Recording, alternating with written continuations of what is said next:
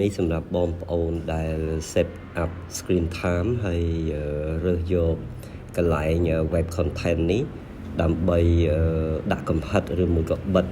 ការប្រើប្រាស់ website ដែលមិនត្រឹមត្រូវឬមួយក៏កម្មវិធីដែលបងប្អូនចង់ឲ្យគាត់ចេះតែបើកហ្នឹងអញ្ចឹងសម្រាប់បើសិនជាបងប្អូនជ្រើសរើសយកខាងក្រោមនេះបាទជ្រើសយក only approve website នេះ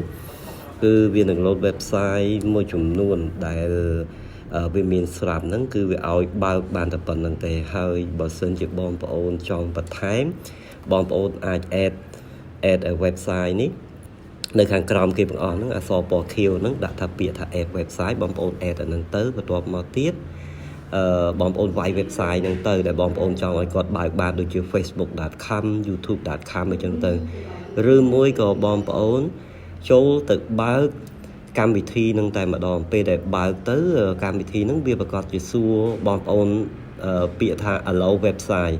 ហើយបងប្អូនចុច allow website ហ្នឹងទៅវាឲ្យបងប្អូនវាយ password screen time ហ្នឹងបងប្អូនវាយ2ដងហ្នឹងវា load ឃើញនៅក្នុងហ្នឹងហ្មងអញ្ចឹងមានកម្មវិធីមួយចំនួនគឺខ្ញុំត្រូវបើកឲ្យគាត់ប្រើបាទចង់បើកឲ្យ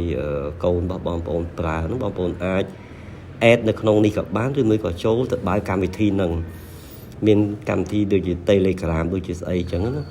នៅក្នុងនេះឧទាហរណ៍នេះដោយសារតែខ្ញុំកំណត់ screen time ហ្នឹងគឺខ្ញុំកំណត់ដាក់ថា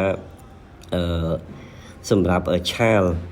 អញ្ចឹងសម្រាប់កូនប្រើអញ្ចឹងវាមាន limit ច្រើនហើយកម្មវិធីមួយចំនួនគឺកម្មវិធីតាក់ទងនឹងសាលាឬក៏ Telegram ហើយ YouTube ហ្នឹងក៏ត្រូវបើកមើលបានអញ្ចឹងខ្ញុំចូលទៅបើកកម្មវិធីហ្នឹងហើយខ្ញុំ allow ក្រោយអញ្ចឹងណាបាទអញ្ចឹងបើសិនជាបងប្អូនចង់កំណត់ដូចខ្ញុំចេះបងប្អូនអាចចូលទៅកន្លែងហ្នឹងទៅបងប្អូនកំណត់អញ្ចឹងនៅក្នុងកន្លែងហ្នឹងដោយចុចពាក្យ add website ហ្នឹងក៏បានឬមួយក៏បងប្អូនចូលទៅបើកកម្មវិធីហើយចុច allow website ទៅវាយ password ជាទូទៅវាទាមទារឲ្យបងប្អូនវាយ2ដងបងប្អូនវាយ2ដងទៅកម្មវិធីហ្នឹងឬមួយក៏ website ហ្នឹងវា load មកនៅកន្លែងហ្នឹងហើយកន្លែង only approve website ហ្នឹងណាបាទអញ្ចឹងមានតែប៉ុណ្្នឹងទេអរគុណច្រើនបងប្អូន